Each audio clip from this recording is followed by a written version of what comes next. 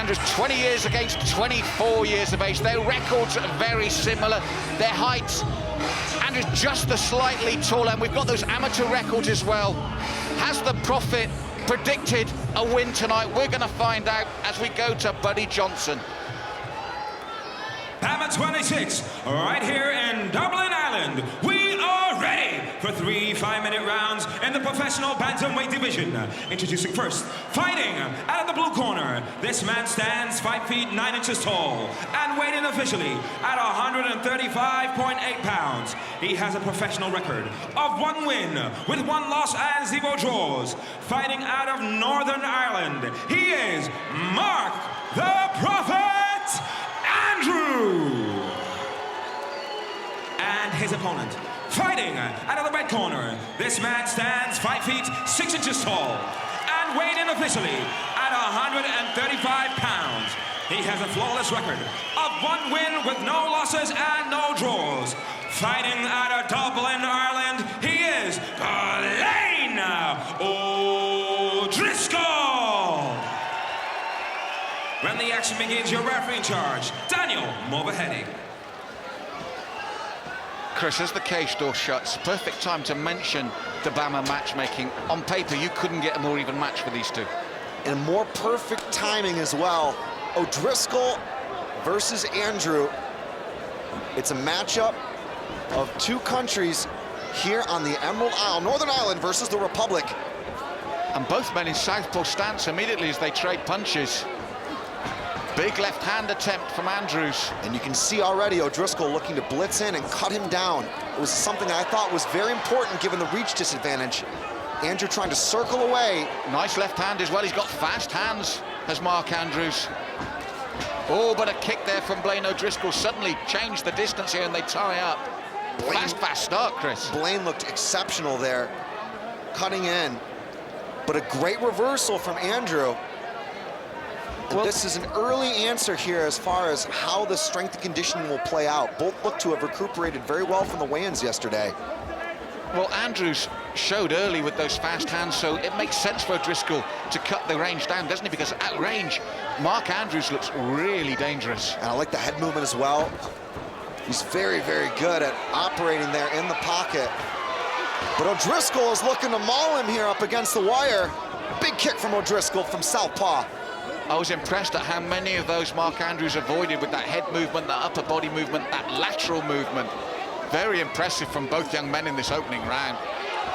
And moving around the outer, say, 25%, if you were to draw a line around this ring, was O'Driscoll. He was doing that to try to box in Andrew. Now, the boxing was a setup for that double leg takedown attempt, but Mark Andrews was really good and strong and stayed upright. Particularly while moving backwards with not a lot of room to operate in. So the questions and games of space and timing have slowed, and we're into the clinch. Well, I think that space and timing issue said to Blaine O'Driscoll, I need to close that gap. And Blaine fighting here, catches the outside trip.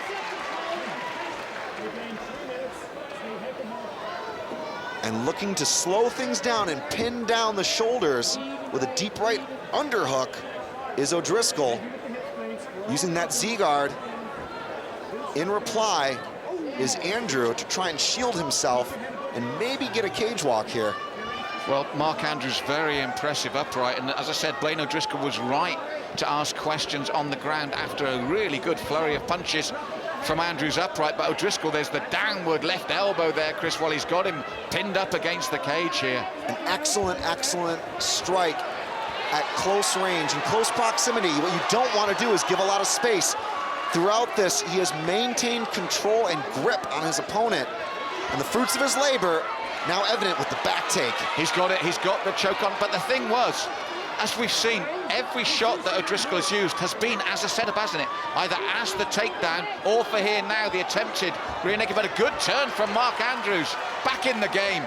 Yeah, he went palm to palm on that choke a couple of times, but had to release it to maintain back position. What Andrew was doing a good job of there was making Blaine work to stay in control. Mark Andrews, superb body shots, but Blaine O'Driscoll looking to close. But this is where I feel Mark Andrews is most dangerous, in the middle of the cage here, and I would want to keep it here with the success he had earlier.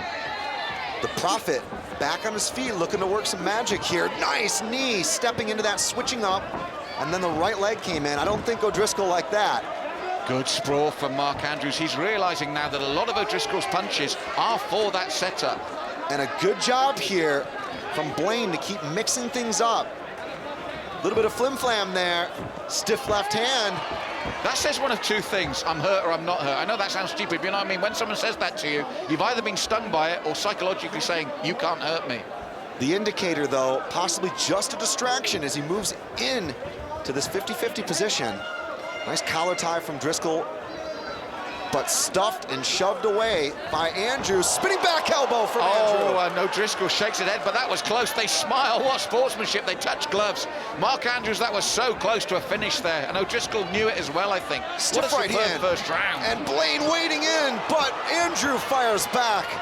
Fighting fire with fire, but again, just a distraction, an illusion to mask that takedown. But as the round's gone on, Mark Andrews has made the takedown so much more difficult for O'Driscoll. O'Driscoll driving the knee in, and then the left hook on the exit. He knew that Andrew was going to circle to his right to get out of that. Big left hook to an uppercut from Andrews, swing and a miss, nothing but air. I think Blaine's done a better job here as this has gone on of doing a little bit more as far as the work rate to try and keep things unpredictable. A great show of sportsmanship, and that is the end of a breathtaking round. And breathtaking is the right term, Chris. There was so much to talk about there. What I liked was Mark Andrews was so good upright, so suddenly Blaine O'Driscoll looked to change things around, had success, and then Mark Andrews said, I'm going to make that more difficult for you to do that now, back and forward. And O'Driscoll was happy to oblige in the stand-up realm, particularly where Mark had a reach advantage. So what made it interesting is that he was happy to engage, but that was really just a setup for what came with the takedown attempts. So there's a lot going on here in this match, and what really is one thing to watch out for going into the second is what sort of adjustments both corners are going to make.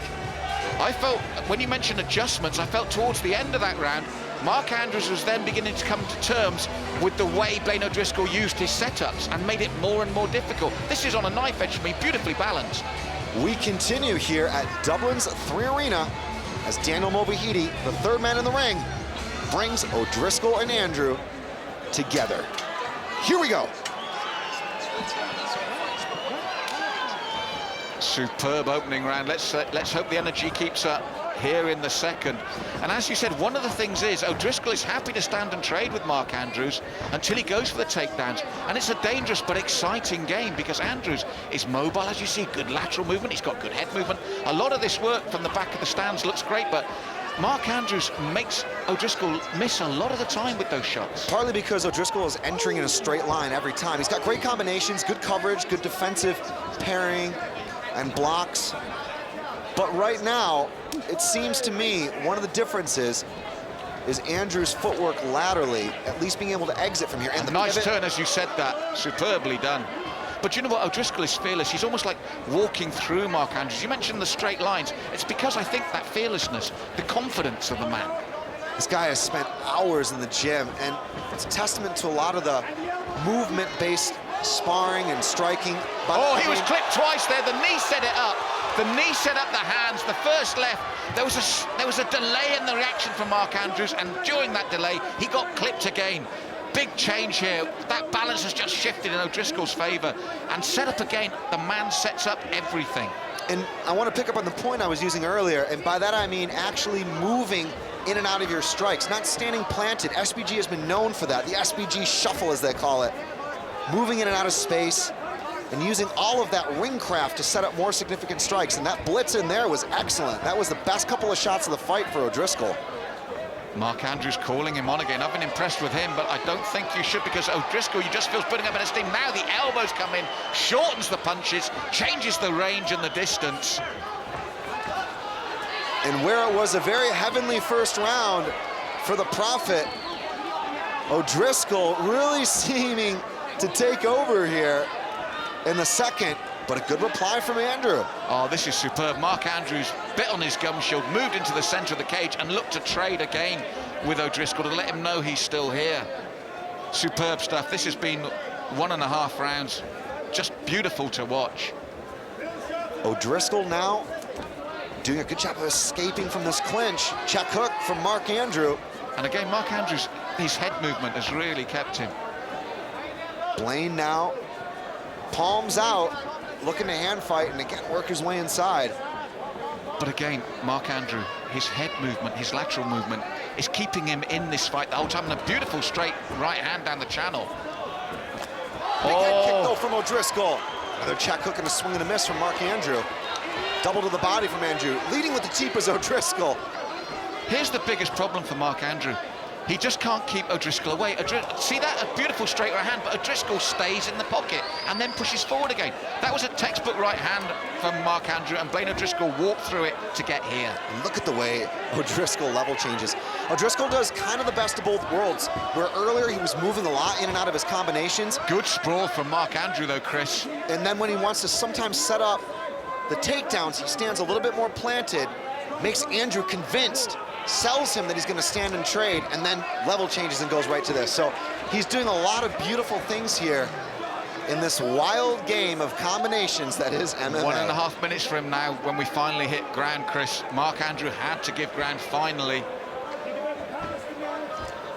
And this is a key 90 seconds here for Blaine to really put a stamp on this round. If he can keep Andrew down, move him away from the fence.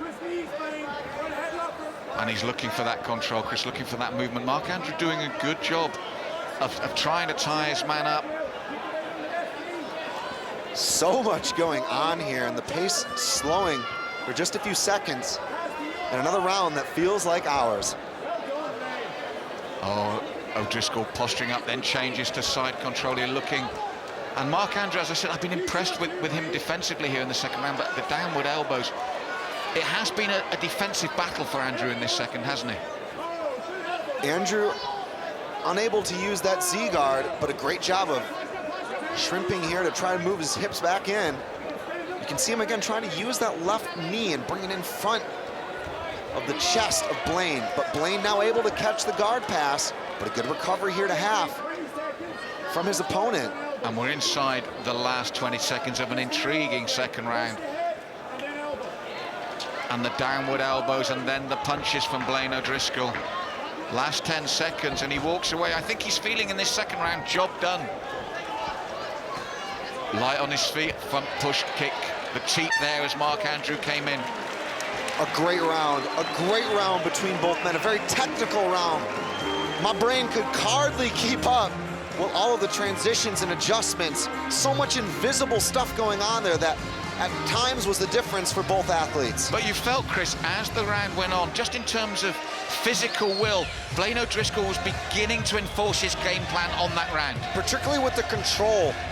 Throughout all of those exchanges, he was able to cut down Andrew and set up a successful takedown there, which really stole the last third of that round.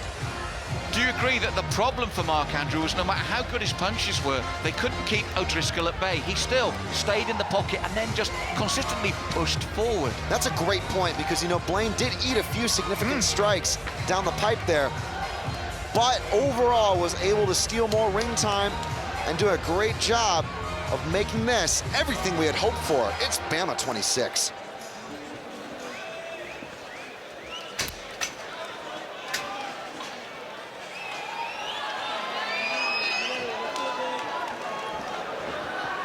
So third and final round, and Mark Andrew sticking to the game plan. I like it when he's in the center of the cage, but the problem for him is Blaine O'Driscoll is more than happy now to stay in the center there and look for those big knees to set up the hands or the double leg takedown attempt. It's been a more urgent start from Andrew thus far. Blaine charging in relentlessly.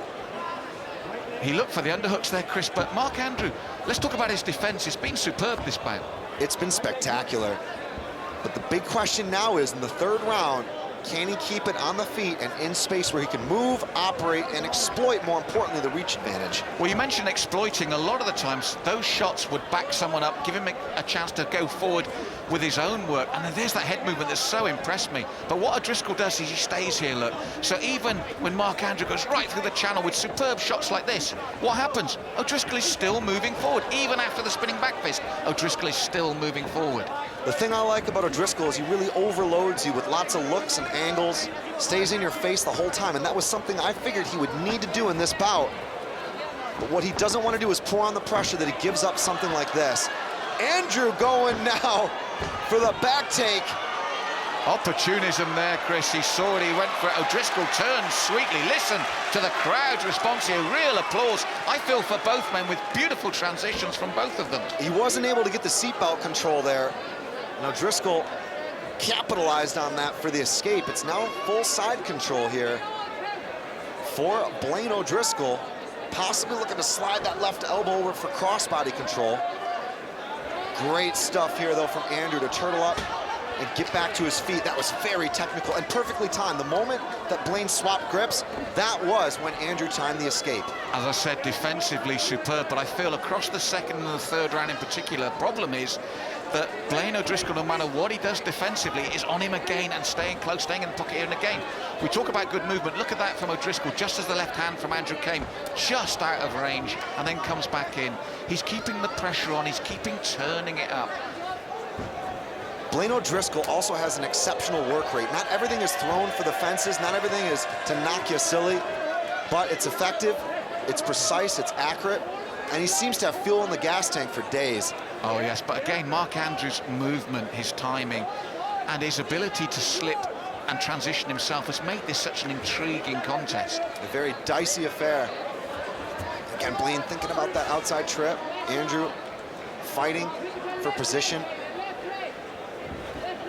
And this is a real struggle here of the wills. 2 minutes on the clock. It's a key moment for me as well, Chris, because I feel Blaine O'Driscoll was very strong in that second round, but Mark Andrew, again with that little shovel punch in midsection, has come back strongly here, and the right again to the rib cage of O'Driscoll. Beautiful, fast hands. He's landing some good strikes, and he's moving backwards a lot.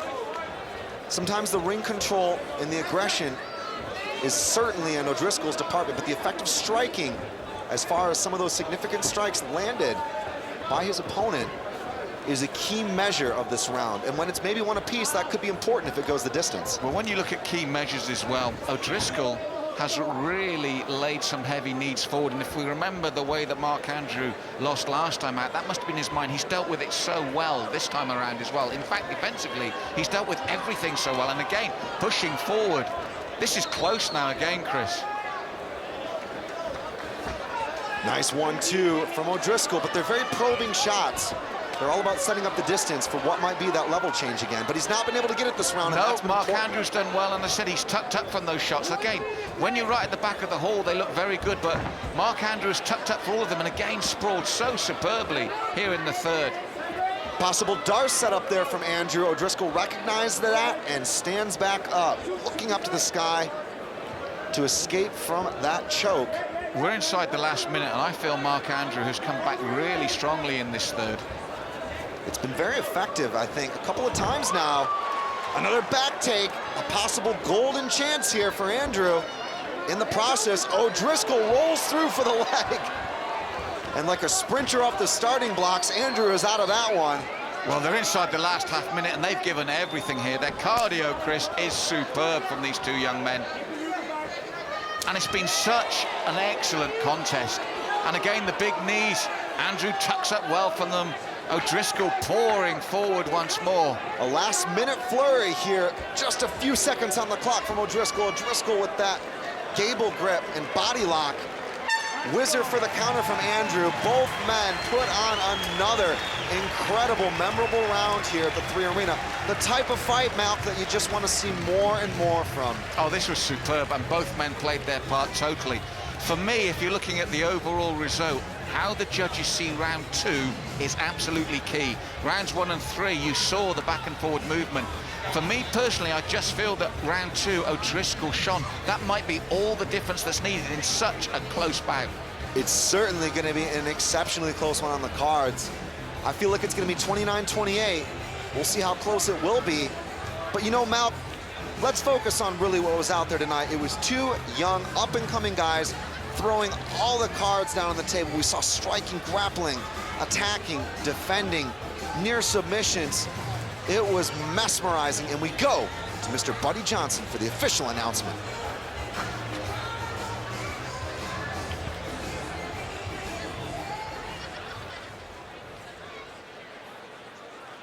Ladies and gentlemen, after 3 rounds, all 3 judges scored about 30-27 to your winner by unanimous decision, Blaine O'Driscoll.